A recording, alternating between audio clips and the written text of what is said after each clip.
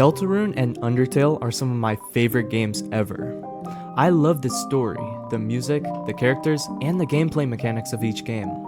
This is what me, and many other players, consider peak. The story of the fallen human, the two parallel prophecies, the boss fights, and I also love animation and reinterpretations of already existing stories. Can you see where I'm going with this?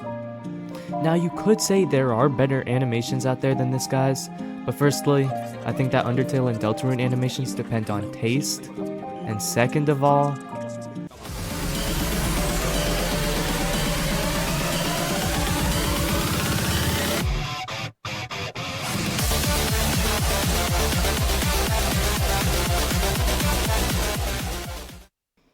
just let me cook with this one. So Ziki is an animator from Japan who likes making animations of whatever he likes. This includes, but is not limited to, Deltarune, Undertale, Murder Drones, FNF, and more. But we're only talking about the first two today.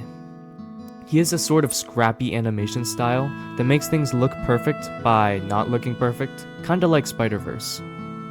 Instead of voice acting, he just uses captions, which is a fine substitute, but he has horrible lip sync. But he's Japanese, so...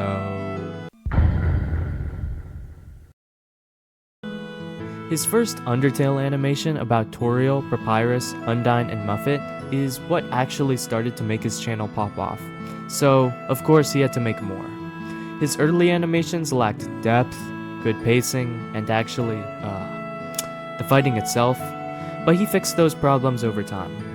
For fighting scenes, he animated tons of slashing, flipping, and other things that faked the illusion of speed, to also give more energy to the animation.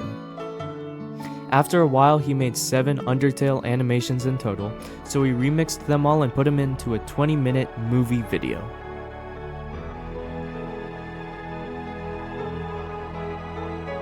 Now, let me tell you, this was actually peak.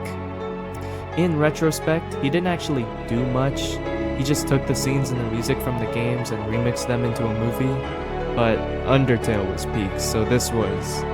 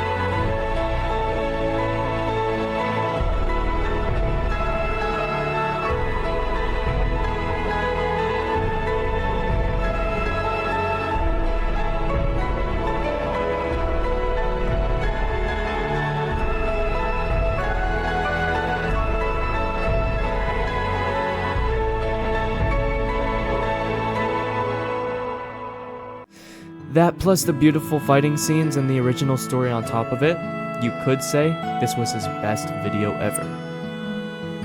Let's break down the Sans fight animation as an example. Just look at this. You want to tell me what's happening? Yeah, I don't know either. Of course, I could actually go frame by frame to see what's happening, but the hand-drawn frames are so distorted for speed effects that I shouldn't even bother. Does it look good sped up though? Absolutely. Now, with all of this experience, when Deltarune came out, he was right on top of it, creating secret boss fights for all the chapters, once 3 and 4 came out, then the Tenna fight and Titan fight. Now, I'm only going to go over a few of my favorite ones, because talking about all of them would just take too long. The first one I have to talk about is Hammer of Justice. In my personal opinion, this is the greatest video on his channel. At the start of the fight, Susie walks up to him with Chris and Ralsei watching, and then just watch.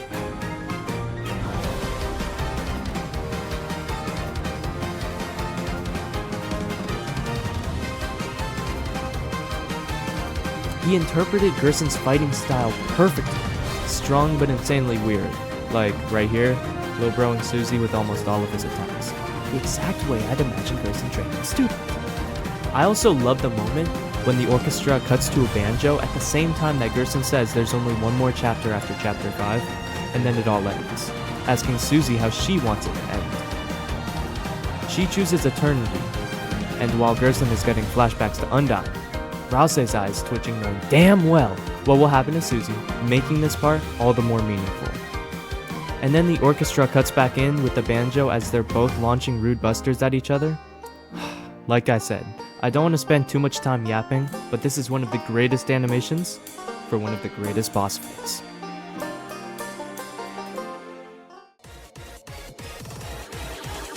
Next up is Spamton G. Spamton. Now, why I'm talking about him rather than the free one himself is because of the way he's portrayed in this animation. He still looks goofy but more menacing, towering over our heroes with a crazy smile that never wavers.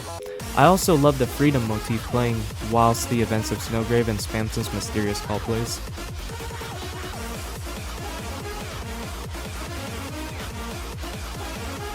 There isn't really much fighting in the first half, and I don't blame Zeke for that because they're on roller coasters. Doesn't really fit his fighting style. But after the freedom motif, yeah, it gets better to the end. Also, the aura!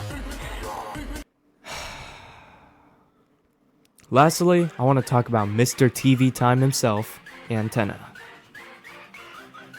Now this is a bit of a weird one as this boss fight animation more focuses on the vibe, not the fighting, although it's a boss fight. But that's fine because Toby probably didn't intend it for it to be a real boss anyways. More like a bunch of fun mini games. And that's exactly what is in this animation. We get Cowboy, Cooking, Susie Zilla, and, of course, my favorite, the Guitar Hero minigames. I really like Tenna's flashback to Death during the Chris guitar solo, but I'm not sure about this. It's fine, they're both baddies. What? I really hope I convinced you by now, bro. If I haven't, I am extremely bad at my job. Because all of this is trying to get people to watch Peak. That's all I'm doing. Well, if you made it this far, I would love if you liked and subscribed. That's all from me. Now you better go watch him.